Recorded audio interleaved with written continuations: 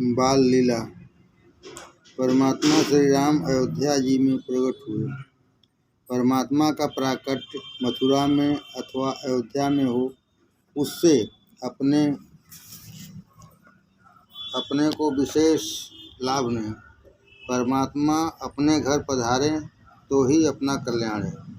मंदिर में दीपक जलाया जाए तो प्रकाश मंदिर में ही रहेगा, अपने घर में नहीं आएगा। परमात्मा मंदिर में अथवा अयोध्या में प्रकट हों, इससे अपने को क्या लाभ है? अपने घर को तुम अयोध्या बनाओगे तो ही राम प्राकट्य का श्रेय तुमको मिलेगा। तीर्थ में रहना ठीक है, परंतु हम सभी यदि अयोध्या जी में जाकर रहने लगे तो वही बहुत भीड़ हो जाएगी। अयोध्या संतों की भूमि है। ग्रंथों में लिखा है, गंगा किनारा ज्ञान भूमि है, यमुना भक्ति महारानी का स्वरूप है और अयोध्या वैराग्य भूमि है। अयोध्या संतों की भूमि है। ग्रंथों में लिखा है, गंगा किनारा ज्ञान भूमि है, श्री यमुना जी भक्ति महारानी का स्वरूप है और अयोध्या जी वैराग्य भूमि है। विरक्त साधु महात्मा आज भी अयोध्या जी में विराजते हैं। संसार का सुख सच्चा नहीं है, ऐसा जिसको विश्वास हो चुका है वही वैराग कर सकता है, वही भक्ति कर सकता है। भोगी ज्ञानी मार्ग में अथवा भक्ति मार्ग में आगे बढ़ सकता नहीं। भोग का त्याग किए बिना ज्ञान अथवा भक्ति का प्रारंभ होता नहीं। भोग का त्याग किए बिना ज्ञान अथवा भक्ति का प्रारंभ होता नहीं। संसार का सुख जिसको तुच्छ लगता है वही भक्ति कर सकता है, वही वैराग साध सकता है। भोग ज्ञान भक्ति में बाधक है। संसार का भोग जिसे रोग के समान लगता है, लौकिक संपत्ति में परिग्रह जिसे विपत्ति दिखती है, विषयों का संयोग केवल वियोग के लिए ही है, क्षणिक है, ऐसा जो जानता है वही ज्ञान भक्ति की वृद्धि कर सकता है। भोगा भोगा महारोगा संपदः परमापदः वियोगा एव संयोगा आधयो व्याधयो धियः। यह जीव अनेक जन्मों से भोग भोगता आया है, उसको शांति कहाँ मिली? भोग से शांति मिलती नहीं, शांति तो त्याग से मिलती है। भोगों की अपेक्षा भोगों के त्याग में अनंत गुणा सुख है। भोग में क्षणिक सुख है, त्याग में स्थिर अनंत सुख है।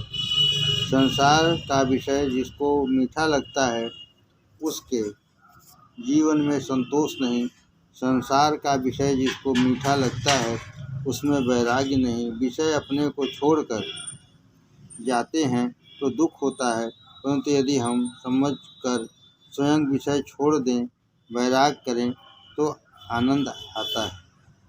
जिसे संसार सुख जब तक मीठा लगता है तब तक उसका ज्ञान कच्चा है, उसकी भक्ति कच्ची है। भक्ति का रंग लगे तभी सांसारिक सुखों में घृणा आती है।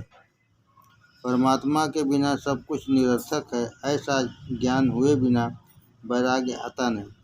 संसार के विषयों में वैराग्य न आवे तब तक शुद्ध भक्ति का आरंभ होता नहीं, ज्ञान साधन का आरंभ होता नहीं। जब संसार के प्रत्येक विषय के प्रति वैराग्य आवे तभी ज्ञान भक्ति का उदय होता है। संसार का विषय सुख स्वरूप नहीं, सुख दुख स्वरूप है, क्षणिक है, असत्य है। चैतन्य परमात्मा आनंद स्वरूप है, वह एक ही सत्य है, वह एक ही सत्य है। सत असत का यह विवेक जागे तभी वैराग्य होता है। वैराग बिना ज्ञान आता नहीं। वैराग्यस्य फलम बोधो, वैराग्यस्य फलम बोधो। ईश्वर के सिवाय सब कुछ तुच्छ है, ऐसा जो समझता है वही ज्ञान प्राप्त कर सकता है। ईश्वर के सिवाय संसार के जड़ पदार्थों में जिसका प्रेम होता है वह आत्मा को शरीर से पृथक देख सकता नहीं।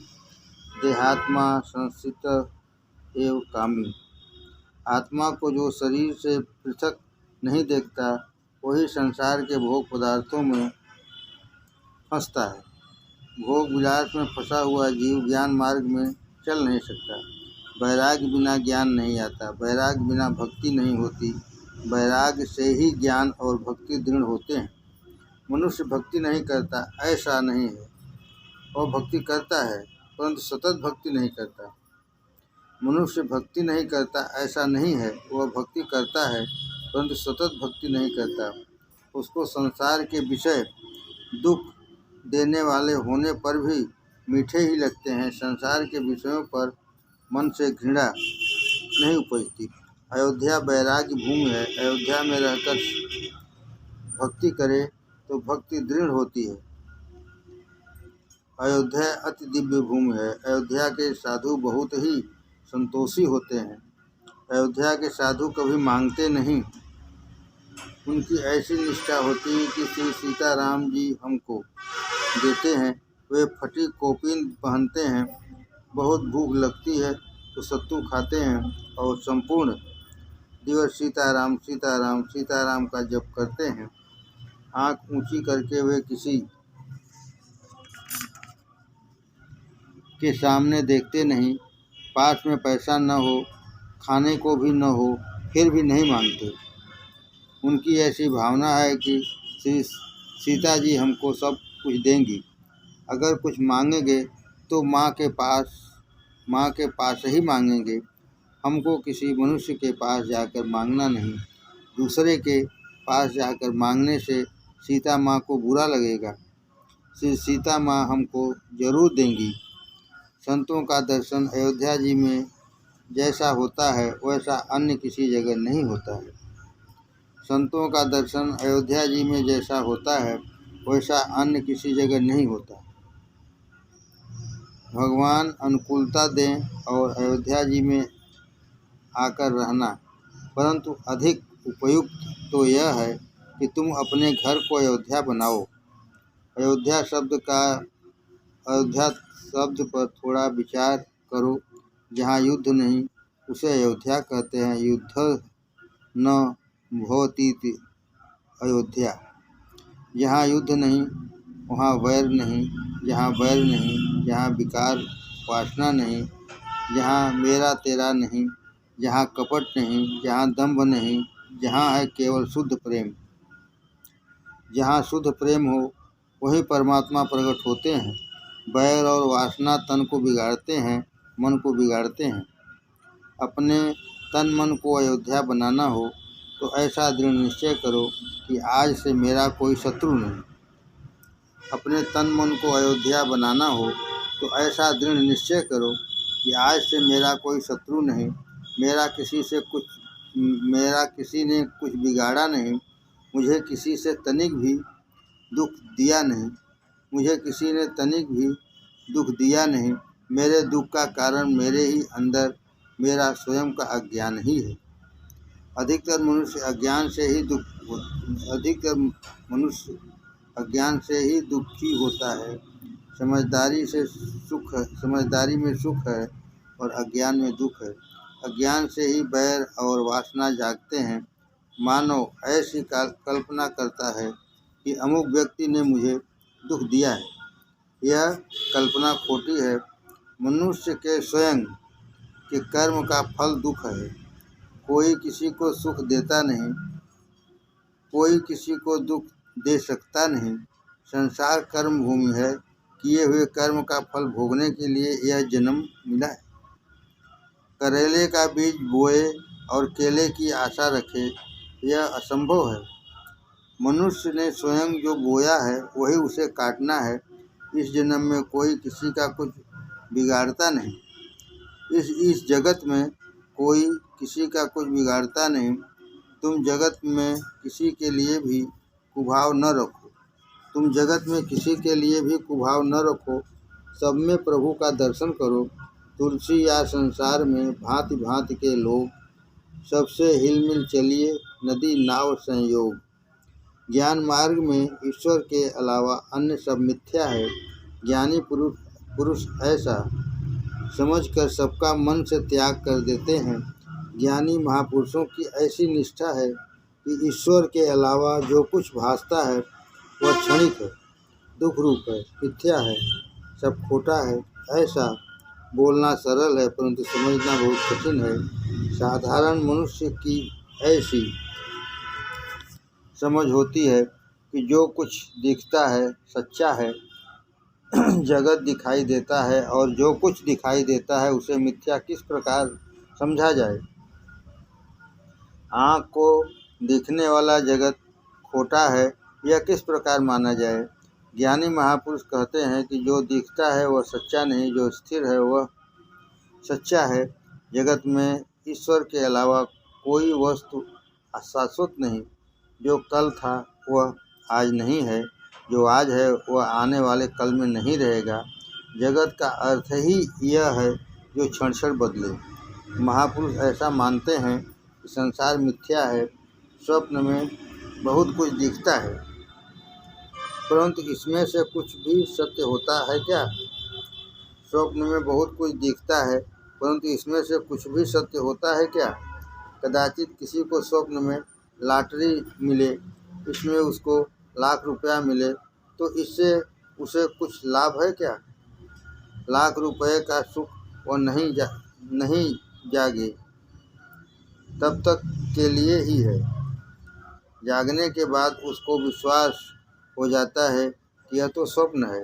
कदाचित किसी मनुष्य को स्वप्न में ऐसा दिखे कि मैं भिखारी हो गया हूँ, मेरे पास अब कुछ भी रहा नहीं। क्या यह सच है। स्वप्न का भिखारी भी सच्चा नहीं और स्वप्न में मिला हुआ लाख रुपए भी सच्चा नहीं। स्वप्न माँ मूरख मल काया, निरखी ललना लक्ष्मी माया। आँख उघाड़ता आखर दीठा, खाट तड़ा ए पाया। स्वप्न का संसार और जागृत अवस्था का जगत तत्व दृष्टि से विचार करने पर एक ही है।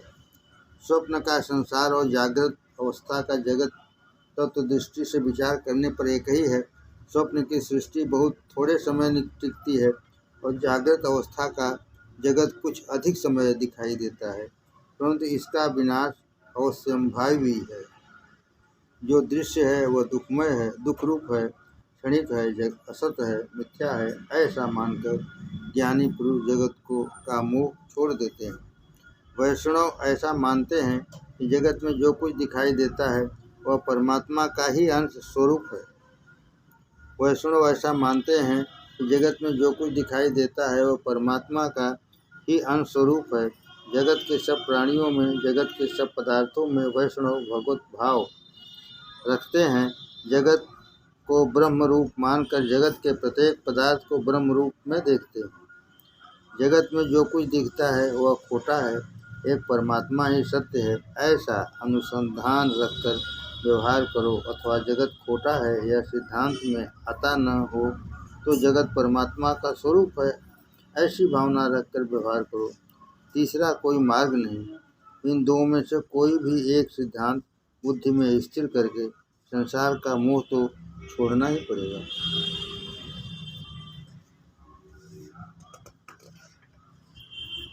अपने शरीर को अयोध्या बनाओ, मन में से बैर विष विकास वासना दूर करो, हृदय में शुद्ध प्रेम भरो, सरजू जी के किनारे भक्ति के किनारे सतत रहो। भक्ति का किनारा छोड़ना नहीं, भक्ति की समाप्ति करना नहीं, भक्ति में संतोष मानना नहीं। जिसे भक्ति में संतोष हो जाता है उसकी भक्ति कच्ची है। तुम वैष्णव हो, प्रभु के प्यारे हो, तुमसे बने तो अब भोगों की समाप्ति कर डालो। निश्चय करो अब संसार का कोई सुख मुझे भोगना नहीं। मैंने संसार का खूब अनुभव किया है, अब मुझे सतत भक्ति करनी है। जो सदैव भक्ति के किनारे रहते हैं उनका शरीर अयोध्या जैसा हो जाता है। लोग प्रातः काल स्नान करने के पश्चात घंटे 2 घंटे भक्ति करते हैं। लोग प्रातः काल स्नान करने के पश्चात घंटे 2 घंटे भक्ति करते हैं और पीछे संतोष मान लेते हैं। सेवा पूजा सब हो गई, मैंने सब कर लिया। तुम प्रभु की सेवा पूजा करते हो यह ठीक है, परंतु भक्ति में संतोष हो यह ठीक नहीं। भक्ति तो निरंतर करनी है। रात्रि को खटिया में भी भक्ति करनी है। राम जी महाराज दिन के 12 बजे प्रकट हुए हैं और भगवान श्री कृष्ण रात्रि के 12 बजे प्रकट हुए हैं। तुमसे बन पड़े तो दिन के 12 बजे रोज रामनवमी का उत्सव करो और रात्रि को रोज जन्माष्टमी का उत्सव करो। दिन में रामनवमी, रात्रि में जन्माष्टमी, ये उत्सव रोज करने की आवश्यकता है।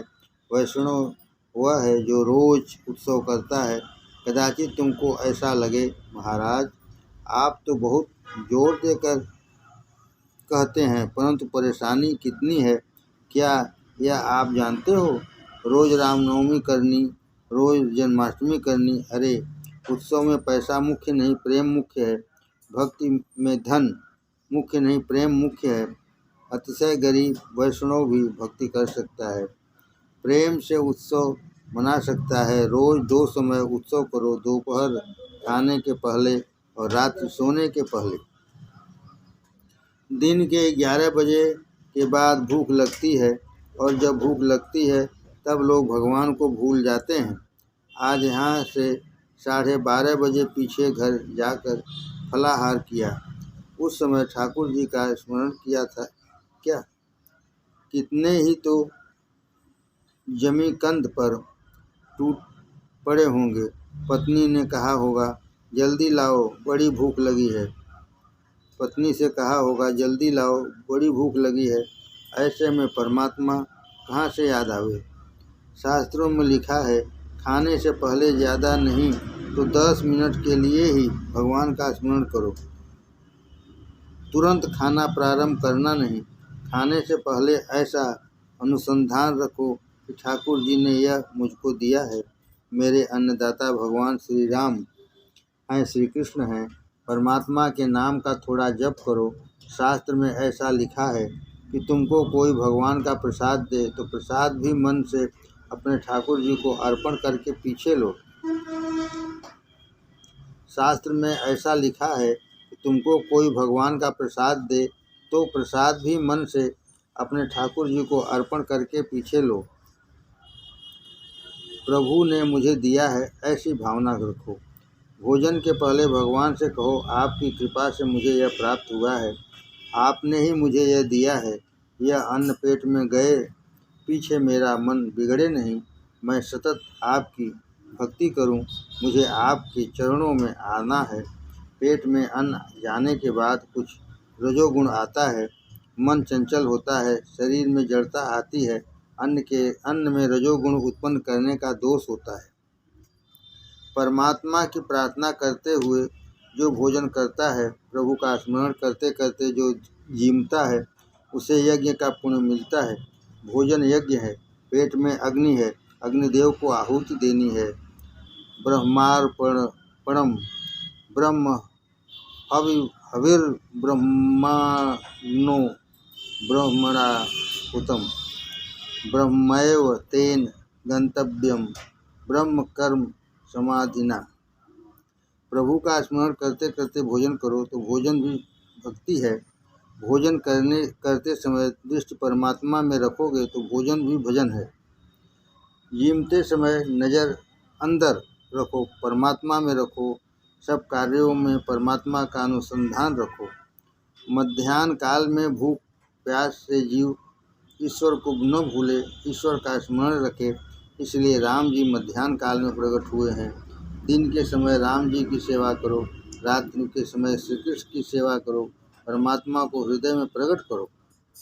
रात्रि को सोने के पहले भी उत्सव करो, भक्ति करो। मध्य रात्रि के समय मनुष्य को जब थोड़ी निवृत्ति मिलती है, उस समय वह कामाधीन बनता है।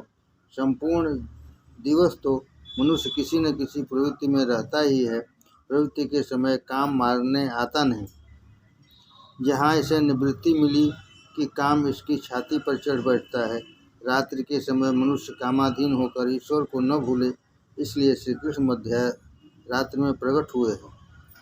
मध्याह्न काल में अयोध्या जी में प्रभु का प्राकट्य हुआ है। रघुनाथ जी भगवान दशरथ महाराज के महल में पधारते हैं। दशरथ शब्द का थोड़ा विचार करो। पंच ज्ञानेन्द्रियाँ, पंच कर्मेंद्रियाँ, ये 10 इंद्रियाँ रूपी घोड़े हैं। आत्मानं रथितं विद्धि शरीरं स्थमेव तु, बुद्धिं तु सारथिं विद्धि मनः प्रग्रहमेव च।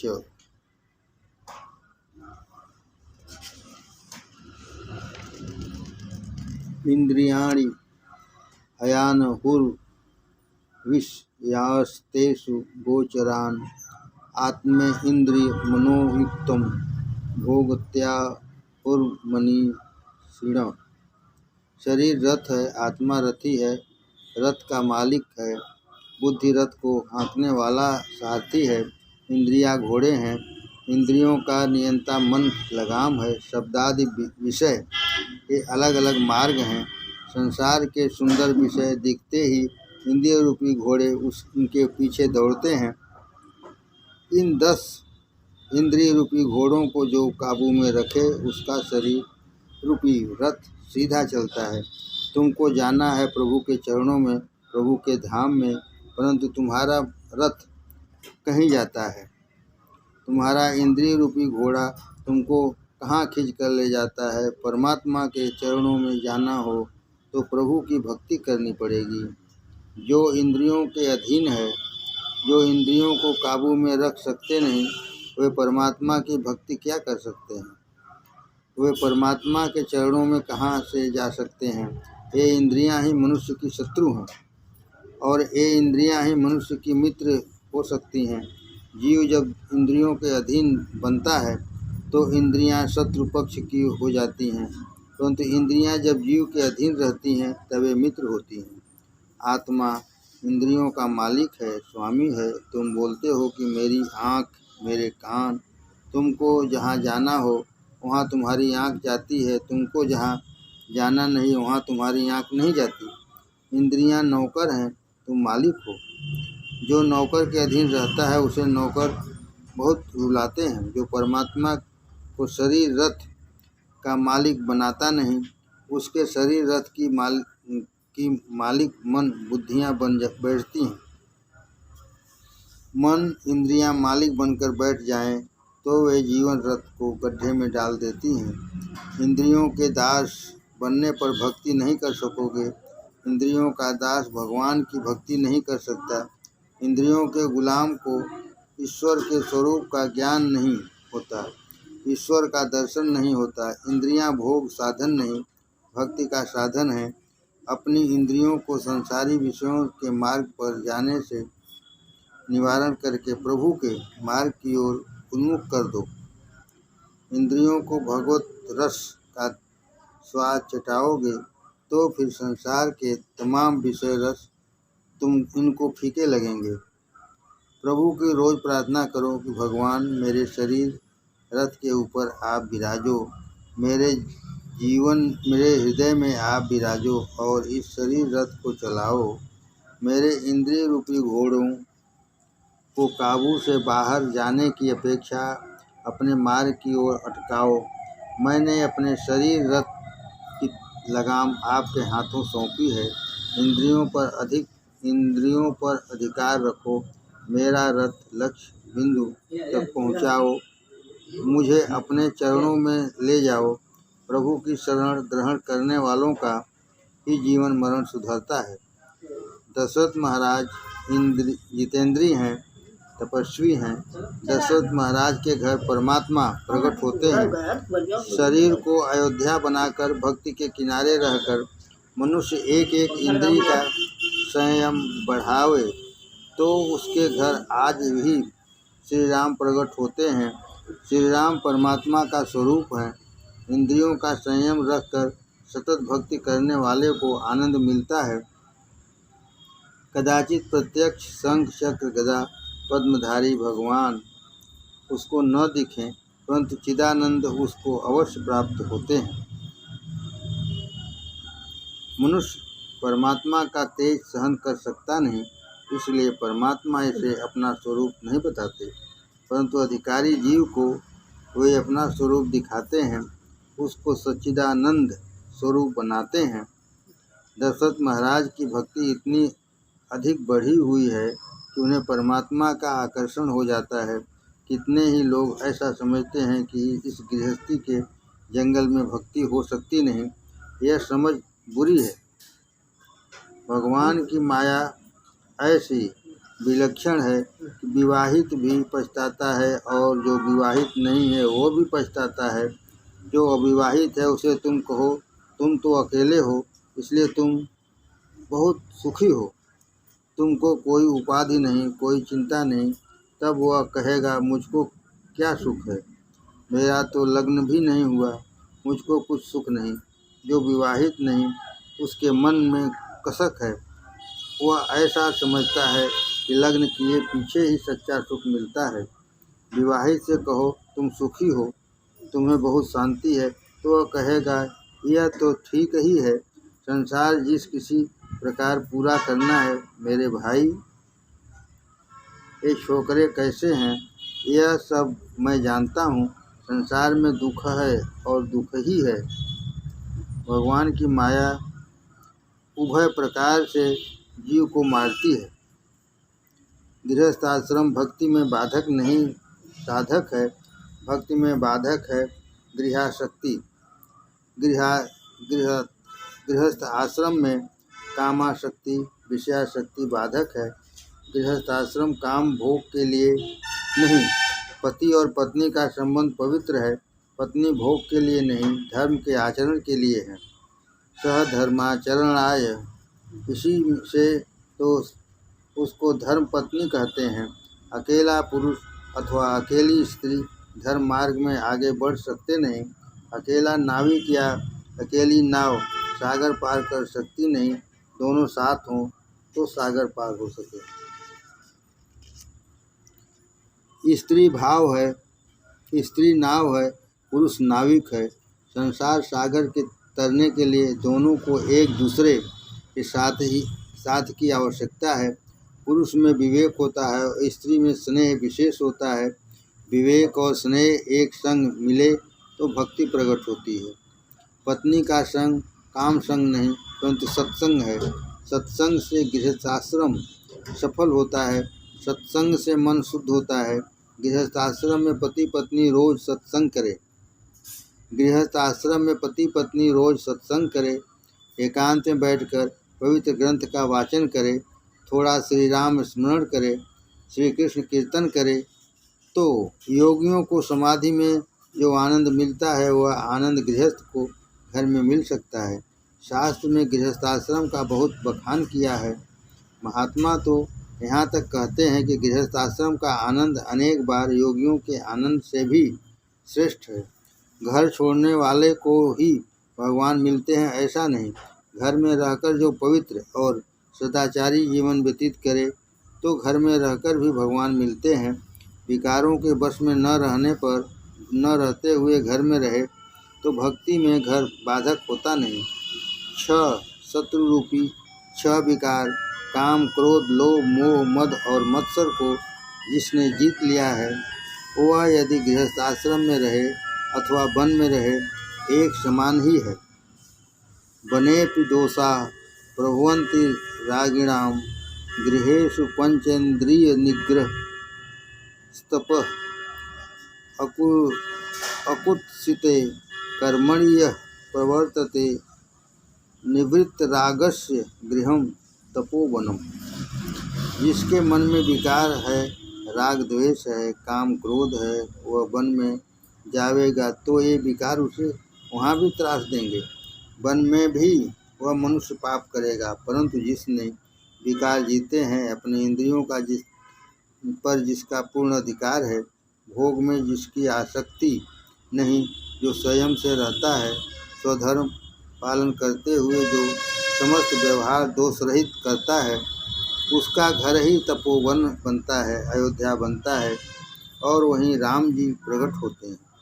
नंद यशोदा जी जैसा गृहस्थाश्रम हो, दशरथ कौशल्या जी जैसा गृहस्थाश्रम हो तो आज भी परमात्मा प्रकट हो सकते हैं। शास्त्र में संन्यास की बहुत बड़ी महिमा बताई गई है। संसार के सर्व सुख का त्याग करके परमात्मा के लिए ही जो जीते हैं संसार के सर्व सुख का त्याग करके परमात्मा के लिए ही जो जीते हैं वे विरक्त साधु सन्यासी महात्मा श्रेष्ठ हैं, वंदनीय हैं।